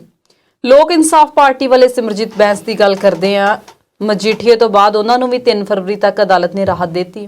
ਜੀ ਸਵਲੀਨ ਜੀ, ਬਿਲਕੁਲ ਤੁਸੀਂ ਦੱਸਿਆ ਕਿ ਸਿਮਰਜੀਤ ਸਿੰਘ ਬੈਂਸ ਲੋਕ ਇਨਸਾਫ ਪਾਰਟੀ ਤੋਂ ਆਪਣੇ ਹਲਕੇ ਦੇ ਉਹ ਵੱਡੇ ਲੀਡਰ ਨੇ। ਪੰਜਾਬ ਵਿੱਚ ਵੀ ਉਹਨਾਂ ਨੇ ਬਹੁਤ ਨਾਮ ਕਮਾਇਆ, ਬਹੁਤ ਚੰਗੀ ਬਿਆਨਬਾਜ਼ੀ ਕਰਨ ਦੇ ਮਾਮਲੇ ਦੇ ਵਿੱਚ ਤੇ ਬਹੁਤ ਸਾਰੇ ਮੁੱਦਿਆਂ ਨੂੰ ਲੈ ਕੇ ਪ੍ਰਸ਼ਾਸਨ ਦੇ ਸਾਹਮਣੇ ਖੜੇ ਹੋਣ ਦੀ ਗੱਲ ਹੋਵੇ, ਚਾਹੇ ਲੋਕਾਂ ਦੇ ਹੱਕ ਵਿੱਚ ਖੜੇ ਹੋਣ ਦੀ ਗੱਲ ਹੋਵੇ, ਕਿਸੇ ਪਟਵਾਰੀ ਦੀ ਰਿਸ਼ਵਤ ਦਾ ਮਸਲਾ ਹੋਵੇ, ਕਿਸੇ ਐਸਡੀਐਮ ਦਾ ਕੋਈ ਇਹੋ ਜਿਹਾ ਮਸਲਾ ਹੋਵੇ ਤੇ ਕਈ ਵਾਰ ਉਹ ਅਕਾਲੀਆਂ ਦੇ ਨਾਲ ਭਿੜਦੇ ਵੀ ਨਜ਼ਰ ਆਏ ਜਦੋਂ ਕਿਤੇ ਗਲੀ ਬਣਾਉਣ ਦਾ ਤੇ ਉਦਘਾਟਨ ਕਰਨ ਦੀ ਗੱਲ ਹੋਵੇ।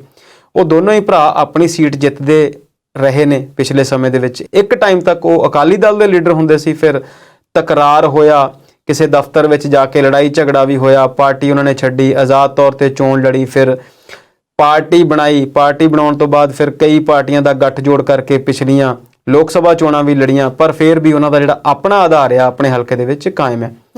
ਇੱਕ ਮਹਿਲਾ ਵੱਲੋਂ ਉਹਨਾਂ ਦੇ ਉੱਤੇ ਦੋਸ਼ ਲਾਏ ਗਏ, ਉਸ ਦੋਸ਼ਾਂ ਦੇ ਅਧੀਨ ਉਹਨਾਂ ਨੂੰ ਗ੍ਰਿਫਤਾਰੀ ਦੇ ਵਾਰੰਟ ਜਿਹੜੇ ਜਾਰੀ ਕੀਤੇ ਗਏ ਸੀ, ਪਰ ਹੁਣ ਉਹਨਾਂ ਨੂੰ ਕੁਝ ਦਿਨ ਦੀ ਰਾਹਤ ਜਿਹੜੀ ਆ ਜ਼ਰੂਰ ਮਿਲ ਗਈ ਹੈ। 3 ਫਰਵਰੀ ਤੱਕ ਗ੍ਰਿਫਤਾਰੀ ਤੇ ਰੋਕ ਜਿਹੜੀ ਆ ਉਹ ਲਾ ਦਿੱਤੀ ਗਈ ਆ।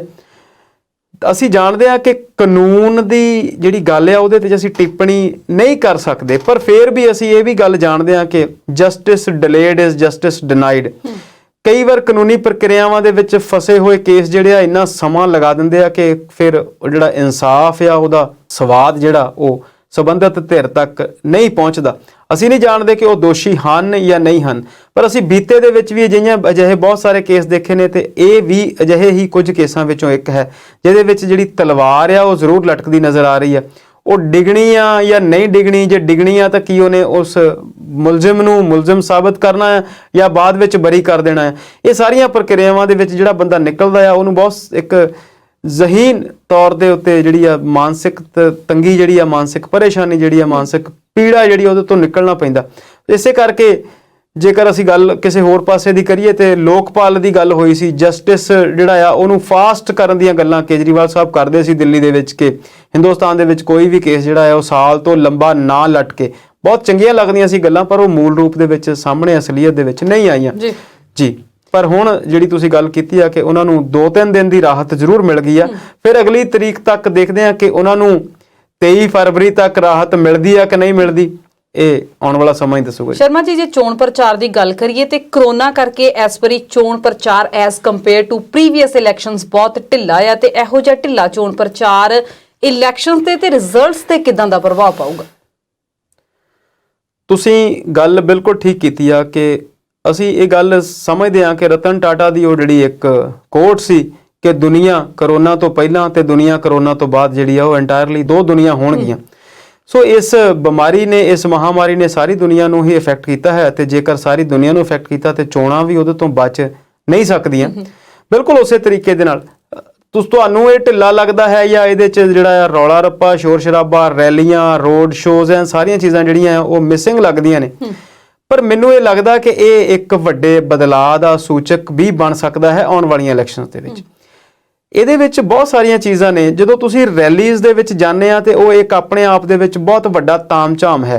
ਲੀਡਰਾਂ ਨੂੰ ਹੌਸਲਾ ਵੀ ਤੇ ਹੁੰਦਾ ਹੀ ਆ ਉਮੀਦਵਾਰ ਨੂੰ ਇੰਨੇ ਲੋਕ ਵੇਖ ਕੇ।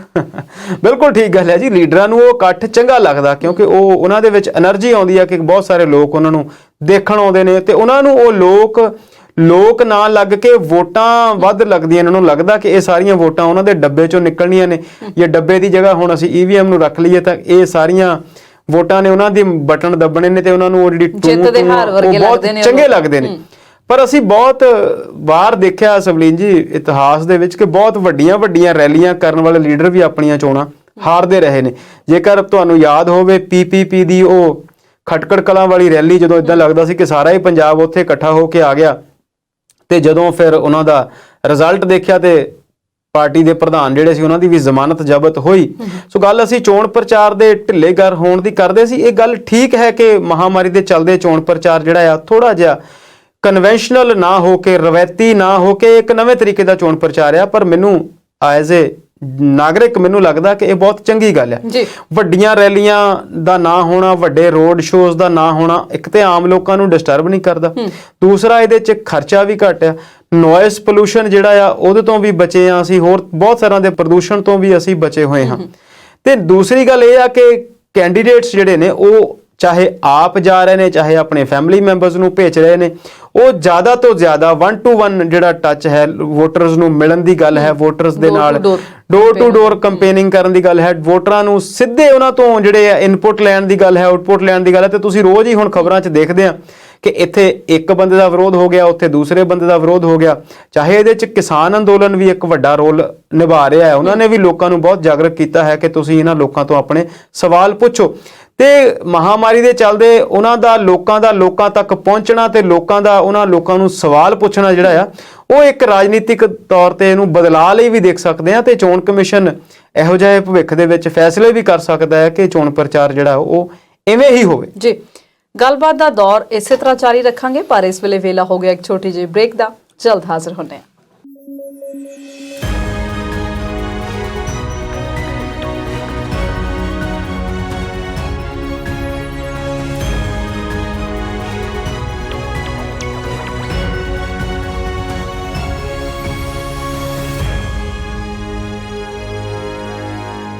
ਬ੍ਰੇਕ ਤੋਂ ਬਾਅਦ ਪ੍ਰੋਗਰਾਮ ਵਿਚਾਰ ਚਰਚਾ ਦੇਖ ਰਹੇ ਦਰਸ਼ਕਾਂ ਦਾ ਸਵਾਗਤ ਕਰਦੇ ਹਾਂ। ਕੱਲ ਪੰਜਾਬ ਦੀ ਰਾਜਨੀਤੀ ਦੀ ਕਰ ਰਹੇ ਹਾਂ ਸ਼ਰਮਾ ਜੀ। ਪੰਜਾਬ ਦੇ ਮੁੱਖ ਮੰਤਰੀ ਚਰਨਜੀਤ ਸਿੰਘ ਚੰਨੀ ਦੀ ਵੀ ਗੱਲ ਕਰ ਲਈਏ। ਉਹਨਾਂ ਦੇ ਸਾਲੀ ਦੇ ਮੁੰਡੇ ਕੋਲੋਂ ਜਿਹੜੇ ਕਰੋੜਾਂ ਰੁਪਏ ਮਿਲੇ ਸੀ, ਸੁਣਿਆ ਰਾਜਪਾਲ ਨੇ ਹੁਣ ਉਸ ਮਾਮਲੇ ਦੀ ਜਾਂਚ ਦੇ ਆਦੇਸ਼ ਦੇ ਦਿੱਤੇ ਨੇ।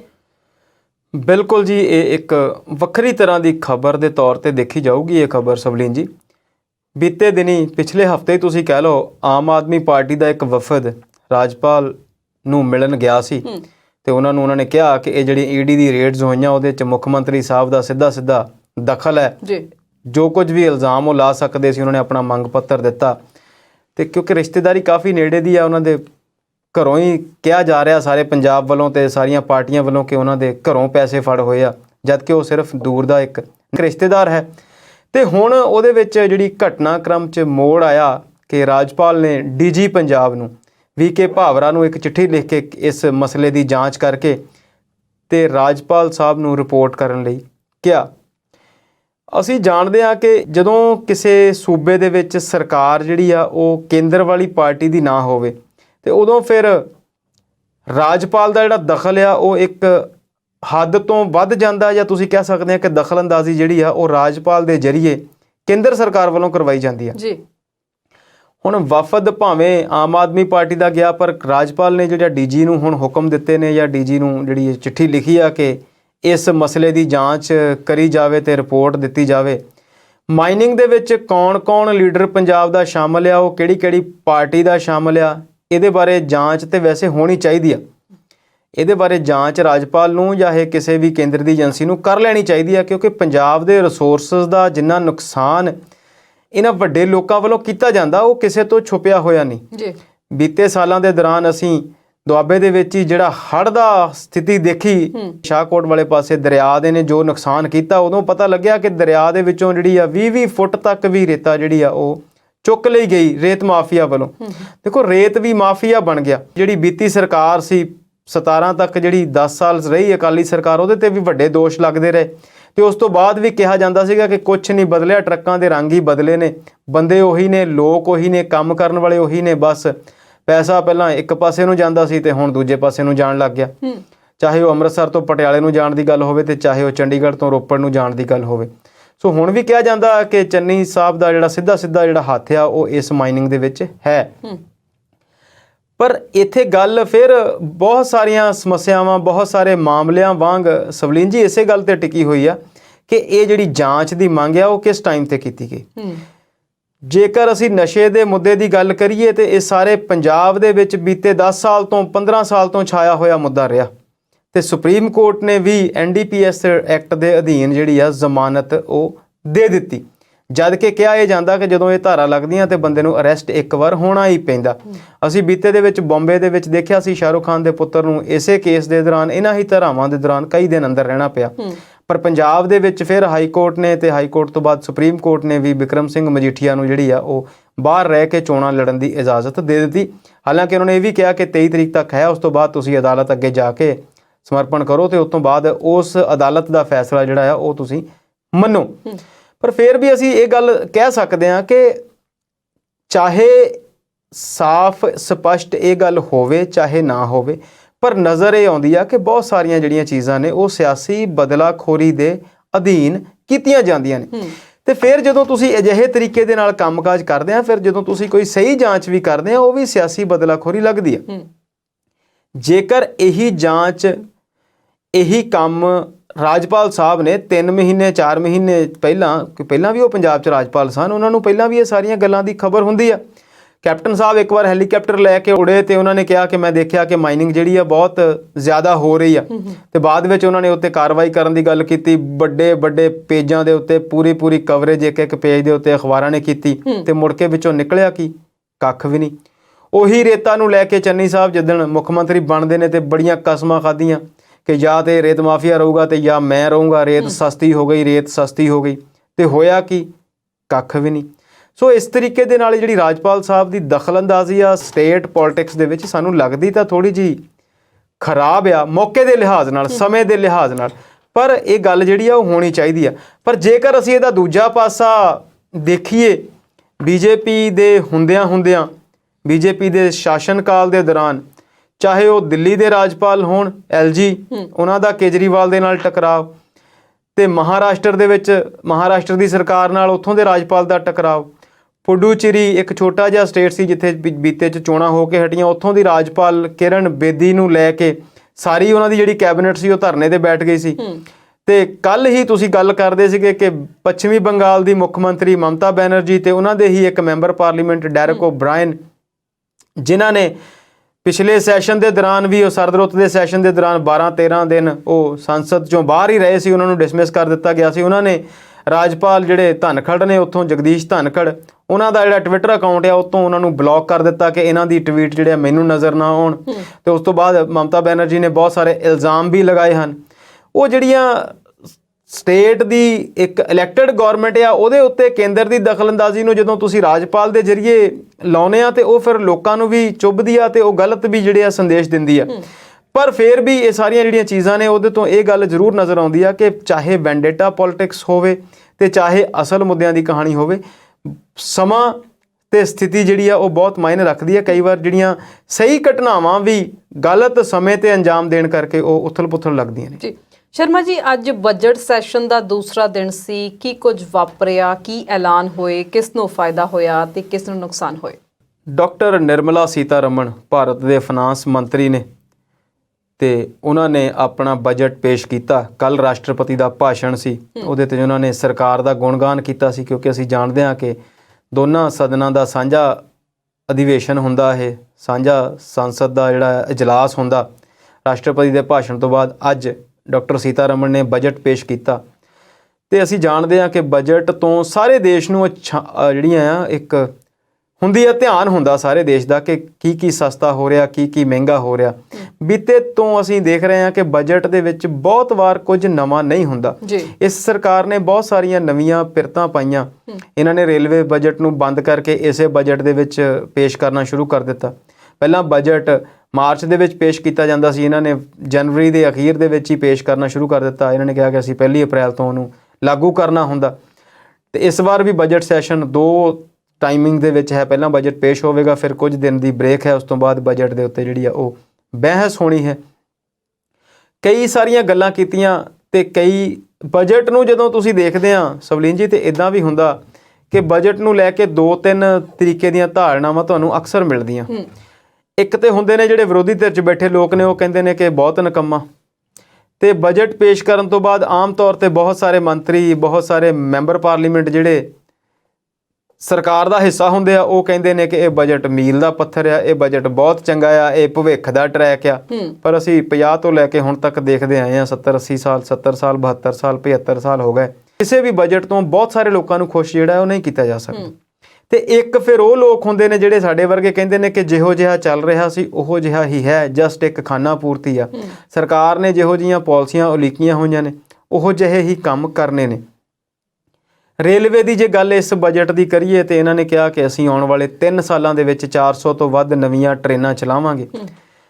ਨਾਲ ਦੀ ਨਾਲ ਇਹਨਾਂ ਨੇ ਇਹ ਵੀ ਕਿਹਾ ਕਿ ਅਸੀਂ PPP ਮਾਡਲ ਜਿਹੜਾ ਆ ਉਹ ਪਿਛਲੇ ਸਮੇਂ ਤੋਂ ਅਪਣਾਉਣਾ ਸ਼ੁਰੂ ਕੀਤਾ, ਉਹ ਵੀ ਅਪਣਾਵਾਂਗੇ।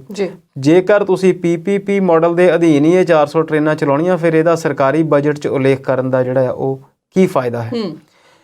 ਖੇਤੀ ਸੈਕਟਰ ਨੂੰ ਲੈ ਕੇ ਪੂਰੇ ਭਾਰਤ ਦੇ ਵਿੱਚ ਇੱਕ ਖਾਸ ਤਰ੍ਹਾਂ ਦਾ ਮਾਹੌਲ ਬਣਿਆ ਹੋਇਆ ਕਿਸਾਨ ਅੰਦੋਲਨ ਤੋਂ ਬਾਅਦ। ਲੋਕਾਂ ਨੂੰ ਲੱਗਦਾ ਹੈ ਕਿ ਸਰਕਾਰ ਸਾਡੇ ਨਾਲ ਸਹੀ ਤਰੀਕੇ ਦੇ ਨਾਲ ਵਤੀਰਾ ਜਿਹੜਾ ਹੈ ਉਹ ਨਹੀਂ ਕਰ ਰਹੀ। ਇਸ ਬਜਟ ਦੇ ਦੌਰਾਨ ਵੀ ਉਹਨਾਂ ਨੇ 2.7 ਲੱਖ ਕਰੋੜ 2.7 ਲੱਖ ਕਰੋੜ ਦੀ ਗੱਲ ਕੀਤੀ ਹੈ ਕਿ MSP ਲਈ ਰੱਖਿਆ ਜਾਵੇਗਾ। 2023 ਜਿਹੜਾ ਅਗਲਾ ਸਾਲ ਆ ਉਹਨੂੰ ਮੋਟੇ ਅਨਾਜ ਦਾ ਸਾਲ ਕਿਹਾ ਗਿਆ।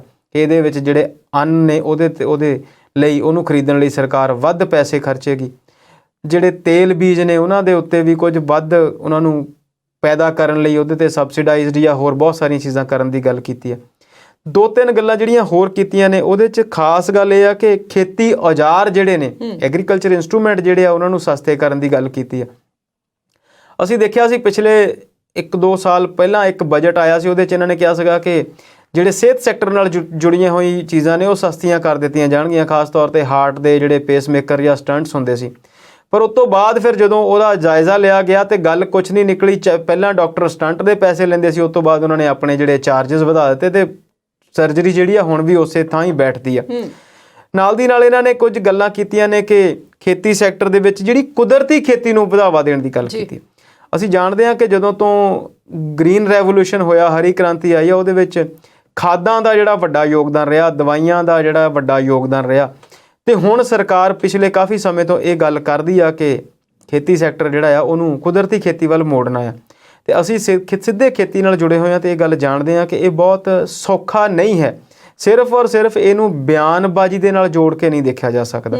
ਇਹਦੇ ਲਈ ਬਹੁਤ ਸਾਰੇ ਤਰੱਦਦ ਕਰਨੇ ਪੈਣਗੇ। ਖੇਤੀ ਨੂੰ ਬਿਲਕੁਲ ਗ੍ਰਾਸ ਰੂਟ ਤੱਕ ਜਾ ਕੇ ਲੋਕਾਂ ਨੂੰ ਇਹ ਗੱਲ ਸਮਝਾਉਣੀ ਪਵੇਗੀ। ਦੂਸਰੀ ਗੱਲ ਇਹ ਵੀ ਆ ਕਿ ਜੇਕਰ ਜਿਸ ਖੇਤ ਦੇ ਵਿੱਚ ਤੁਸੀਂ ਚਾਹੇ ਯੂਰੀਆ ਹੈ, ਚਾਹੇ DAP ਹੈ, ਚਾਹੇ ਦੂਸਰੀਆਂ ਖਾਦਾਂ ਦਾ ਇਸਤੇਮਾਲ ਕਰਦੇ ਆ, ਉਹਨੂੰ ਤੁਸੀਂ ਜੇਕਰ ਇੱਕਦਮ ਕੁਦਰਤੀ ਖੇਤੀ ਵੱਲ ਮੋੜੋਗੇ ਤਾਂ ਉਹ ਜਿਹੜੀ ਉਤਪਾਦਕਤਾ ਹੈ ਉਹ ਬਹੁਤ ਘਟ ਜਾਏਗੀ। ਤੇ ਜਿੰਨੀ ਸਾਡੀ ਖੇਤੀ ਆ ਤੇ ਜਿੰਨੇ ਕਰੋੜ ਲੋਕਾਂ ਦਾ ਬੋਝ ਆ ਇਸ ਖੇਤੀ ਦੇ ਲੋਕਾਂ ਦੇ ਉੱਤੇ, ਲੋਕਾਂ ਦਾ ਢਿੱਡ ਭਰਨ ਲਈ, ਉਹਨੂੰ ਲੈ ਕੇ ਇਹ ਕੁਦਰਤੀ ਖੇਤੀ ਵਾਲਾ ਜਿਹੜਾ ਮਸਲਾ ਆ ਉਹ ਇੰਨਾ ਸੌਖਾ ਨਹੀਂ। ਫਿਰ ਵੀ ਇਹ ਬਿਆਨਬਾਜ਼ੀ ਹੈ, ਇਹਦੇ ਤੋਂ ਬਾਅਦ ਚ ਨਿਕਲਣਾ ਕੀ ਹੈ ਉਹ ਅਸੀਂ ਜਾਣਦੇ ਹਾਂ ਕਿ ਬਹੁਤ ਸਾਰੀਆਂ ਗੱਲਾਂ ਜਿਹੜੀਆਂ ਨੇ ਉਹ ਯੋਜਨਾਵਾਂ ਹੀ ਰਹਿ ਜਾਂਦੀਆਂ ਨੇ। ਕੁਦਰਤੀ ਖੇਤੀ ਦੇ ਬਾਰੇ 'ਚ ਇਹ ਵੀ ਕਿਹਾ ਗਿਆ ਕਿ ਗੰਗਾ ਨਦੀ ਦੇ ਕਿਨਾਰੇ ਜਿਹੜੇ 5 ਕਿਲੋਮੀਟਰ ਤੱਕ ਦੇ ਕਿਸਾਨ ਨੇ ਉਹਨਾਂ ਨੂੰ ਕੁਦਰਤੀ ਖੇਤੀ 'ਚ ਜ਼ਿਆਦਾ ਲਿਆਂਦਾ ਜਾਵੇਗਾ। ਸੋ ਕੁਝ ਅਜੀਬ ਜਿਹੀਆਂ ਗੱਲਾਂ ਵੀ ਬਜਟ 'ਚ ਕੀਤੀਆਂ ਗਈਆਂ। ਨਾਲ ਦੀ ਨਾਲ ਜਿਹੜਾ ਤੁਹਾਡਾ ਹੈਗਾ ਆ 60 ਲੱਖ ਦੇ ਨੇੜੇ ਤੇੜੇ ਨੌਕਰੀਆਂ ਦੀ ਸਿਰਜਣਾ ਕਰਨ ਦੀ ਕੋਸ਼ਿਸ਼ ਕਰਨ ਦੀ ਗੱਲ ਕੀਤੀ ਗਈ ਆ। ਉਹ ਨੌਕਰੀਆਂ ਕਿਹੜੇ ਸੈਕਟਰ 'ਚ ਹੋਣੀਆਂ ਨੇ, ਕਿਵੇਂ ਉਹਨਾਂ ਦੀ ਸਿਰਜਣਾ ਕੀਤੀ ਜਾਣੀ ਆ, ਉਹ ਅਸੀਂ ਸਾਰੇ ਜਾਣਦੇ ਹਾਂ। ਸੋ ਇਹੋ ਜਿਹੀਆਂ ਗੱਲਾਂ ਕੀਤੀਆਂ ਗਈਆਂ, ਪਰ 2-3 ਗੱਲਾਂ ਜਿਹੜੀਆਂ ਚੰਗੀਆਂ ਕਹਿ ਲਓ ਜਾਂ ਤੁਸੀਂ ਨਵੀਆਂ ਕਹਿ ਲਓ, ਉਹਦੇ 'ਚ ਇਹ ਸੀਗੀਆਂ। ਇੱਕ ਤਾਂ ਕਿ ਜਿਹੜੀ ਇਨਕਮ ਟੈਕਸ ਸਲੈਬ ਆ, ਜਿਹਦੀ ਸਾਰੇ ਹੀ ਨੌਕਰੀ ਪੇਸ਼ਾ ਲੋਕਾਂ ਨੂੰ ਬਹੁਤ ਫਿਕਰ ਰਹਿੰਦੀ ਆ ਕਿ ਇਨਕਮ ਟੈਕਸ ਸਲੈਬ ਵਧੇਗੀ ਜਾਂ ਘਟੇਗੀ, ਉਹਦੇ 'ਚ ਪਿਛਲੇ 2-3 ਸਾਲ ਤੋਂ ਕੋਈ ਚੇਂਜਸ ਜਿਹੜੀ ਆ ਨਹੀਂ ਕੀਤੀ ਗਈ। ਇਹਨਾਂ 5 ਰਾਜਾਂ ਦੀਆਂ ਚੋਣਾਂ ਦੇ ਮੱਦੇਨਜ਼ਰ ਤੇ ਨਾਲ ਦੀ ਨਾਲ ਆਉਣ ਵਾਲੇ ਸਮੇਂ ਦੇ ਵਿੱਚ ਗੁਜਰਾਤ ਤੇ ਹਿਮਾਚਲ ਦੀਆਂ ਚੋਣਾਂ ਦੇ ਮੱਦੇਨਜ਼ਰ ਕੋਈ ਨਵਾਂ ਟੈਕਸ ਇੰਪੋਜ਼ ਜਿਹੜਾ ਆ ਉਹ ਨਹੀਂ ਕੀਤਾ ਗਿਆ। ਇੱਕ ਹੋਰ ਜਿਹੜੀ ਗੱਲ ਹੈ ਉਹ ਸੀ crypto currency, digital currency. RBI ਬੜੇ ਸਾਲਾਂ ਤੋਂ ਕਹਿ ਰਹੀ ਆ, ਬੜੇ ਸਮੇਂ ਤੋਂ ਕਹਿ ਰਹੀ ਆ ਕਿ ਭਾਰਤ ਦੇ ਵਿੱਚ ਜਿਹੜੀਆਂ ਪ੍ਰਾਈਵੇਟ ਡਿਜੀਟਲ ਕਰੰਸੀਜ਼ ਆ ਉਹਨਾਂ ਨੂੰ ਬੰਦ ਕਰਨਾ ਹੈ, ਉਹਨਾਂ ਨੂੰ ਬਲੌਕ ਕਰਨਾ ਹੈ, ਉਹਨਾਂ ਦੇ ਉੱਤੇ ਕੋਈ ਰੈਗੂਲੇਟਰੀ ਕਮਿਸ਼ਨ ਬਣਾਉਣਾ ਹੈ। ਉਹ ਕਾਨੂੰਨ ਤੇ ਹਾਲੇ ਤੱਕ ਕੋਈ ਨਹੀਂ ਬਣਿਆ, ਪਰ ਇੱਕ ਟੈਕਸ ਜਿਹੜਾ ਹੈ ਉਹਦੇ ਤੇ ਜ਼ਰੂਰ ਲਾ ਦਿੱਤਾ ਗਿਆ ਕਿ ਕ੍ਰਿਪਟੋ ਕਰੰਸੀ ਤੋਂ ਹੋਣ ਵਾਲੀ ਜਿਹੜੀ ਇਨਕਮ ਆ ਉਹਦੇ ਤੇ 30% ਤੱਕ ਟੈਕਸ ਜਿਹੜੀ ਆ ਉਹ ਸਰਕਾਰ ਲਵੇਗੀ। ਜਦੋਂ ਤੁਸੀਂ ਕਿਸੇ ਬਿਜ਼ਨਸ ਨੂੰ ਬਿਜ਼ਨਸ ਮੰਨ ਲਿਆ, ਕਿਸੇ ਇਨਕਮ ਨੂੰ ਇਨਕਮ ਮੰਨ ਕੇ ਉਹਦੇ ਤੇ ਟੈਕਸ ਲਾਉਣ ਦੀ ਗੱਲ ਕੀਤੀ ਆ, ਫਿਰ ਇਟ ਮੀਨਸ ਤੁਹਾਡੇ ਕੋਲ ਕਾਨੂੰਨ ਹੈ ਚਾਹੇ ਨਹੀਂ ਹੈ, ਤੁਸੀਂ ਉਹਨੂੰ ਰੈਗੂਲਰਾਈਜ਼ ਤੇ ਕਰ ਦਿੱਤਾ। ਪਰ ਹੁਣ ਇਹ ਪਤਾ ਨਹੀਂ ਆਉਣ ਵਾਲੇ ਦਿਨਾਂ ਵਿੱਚ ਕਿਵੇਂ ਇਸ ਚੀਜ਼ ਨੂੰ ਸਾਰੀ ਨੂੰ ਸਮੇਟਣਗੇ, ਕਿਉਂਕਿ ਬਹੁਤ ਵੱਡੀ ਗਿਣਤੀ ਦੇ ਵਿੱਚ ਕ੍ਰਿਪਟੋ ਕਰੰਸੀ ਜਿਹੜੀ ਆ ਉਹ ਬਾਜ਼ਾਰ ਦੇ ਵਿੱਚ ਜਾਂ ਮਾਰਕੀਟ ਦੇ ਵਿੱਚ ਉਹਦੀ ਖਰੀਦੋ ਫਰੋਖਤ ਜਿਹੜੀ ਹੁੰਦੀ ਆ ਉਹਦੇ ਤੋਂ ਇਨਕਮ ਵੀ ਬਹੁਤ ਵੱਡੀ ਹੁੰਦੀ ਆ। ਅਸੀਂ ਜਾਣਦੇ ਹਾਂ, ਬਹੁਤ ਸਾਰੇ ਦਰਸ਼ਕ ਬਿਟਕੋਇਨ ਦੇ ਬਾਰੇ 'ਚ ਜਾਣਦੇ ਹੋਣਗੇ। ਟੈਸਲਾ ਦੇ ਐਲਨ ਮਸਕ ਨੇ ਇੱਕ ਦਿਨ ਅਨਾਉਂਸਮੈਂਟ ਕਰ ਦਿੱਤੀ ਕਿ ਬਿਟਕੋਇਨ ਨਾਲ ਤੁਸੀਂ ਕਾਰ ਬੁੱਕ ਕਰ ਸਕਦੇ ਹੋ। ਉਸ ਤੋਂ ਬਾਅਦ ਬਿਟਕੋਇਨ ਦੀ ਕੀਮਤ ਜਿਹੜੀ ਆ ਬਹੁਤ ਜ਼ਿਆਦਾ ਵੱਧ ਗਈ। ਕੁਝ ਦਿਨਾਂ ਬਾਅਦ ਉਹਨਾਂ ਨੇ ਕਿਹਾ ਕਿ ਇਹ ਬੁਕਿੰਗ ਹੁਣ ਬੰਦ ਹੋ ਗਈ ਆ ਤੇ ਫਿਰ ਉਹ ਜਿਹੜੀ ਆ ਬਿਟਕੋਇਨ ਦੀ ਜਿਹੜੀ ਕੀਮਤ ਸੀ ਉਹ ਕਾਫੀ ਘਟ ਗਈ। ਸੋ ਭਾਰਤ ਸਰਕਾਰ ਨੇ ਕ੍ਰਿਪਟੋ ਕਰੰਸੀ ਦੇ ਉੱਤੇ ਵੀ ਟੈਕਸ ਲਾਇਆ ਹੈ। ਹੋਰ ਵੀ ਬਹੁਤ ਸਾਰੀਆਂ ਗੱਲਾਂ ਬਜਟ ਦੇ ਮਾਮਲੇ 'ਚ ਸਾਹਮਣੇ ਆਉਣਗੀਆਂ, ਪਰ ਇਹ ਮੂਰਤੀ ਰੂਪ ਦੇ ਵਿੱਚ ਕਿੰਨੀਆਂ ਸਾਹਮਣੇ ਆਉਂਦੀਆਂ ਨੇ, ਕਿੰਨੀਆਂ ਯਥਾਰਥ ਬਣਦੀਆਂ ਨੇ ਤੇ ਕਿੰਨੀਆਂ ਯੋਜਨਾਵਾਂ ਰਹਿ ਜਾਂਦੀਆਂ ਨੇ, ਇਹ ਆਉਣ ਵਾਲੇ ਸਮੇਂ 'ਚ ਪਤਾ ਲੱਗੇਗਾ। ਸ਼ਰਮਾ ਜੀ, ਚੁਣਾਵੀ ਮਾਹੌਲ ਆ, ਸਿਆਸਤ ਭਖੀ ਪਈ ਆ, ਗੱਲਾਂ ਜਿੰਨੀਆਂ ਮਰਜ਼ੀ ਕਰ ਲਈਏ ਮੁੱਕਦੀਆਂ ਨਹੀਂ, ਪਰ ਸਾਡੇ ਪ੍ਰੋਗਰਾਮ ਦਾ ਜਿਹੜਾ ਸਮਾਂ ਆ ਉਹ ਇੱਥੇ ਖਤਮ ਹੋ ਗਿਆ। ਤੁਸੀਂ ਆਪਣੇ ਵਿਚਾਰਾਂ ਦੀ ਸਾਂਝ ਸਾਡੇ ਦਰਸ਼ਕਾਂ ਦੇ ਨਾਲ ਪਾਈ ਹੈ, ਤੁਹਾਡਾ ਬਹੁਤ ਬਹੁਤ ਸ਼ੁਕਰੀਆ। ਸ਼ੁਕਰੀਆ ਜੀ।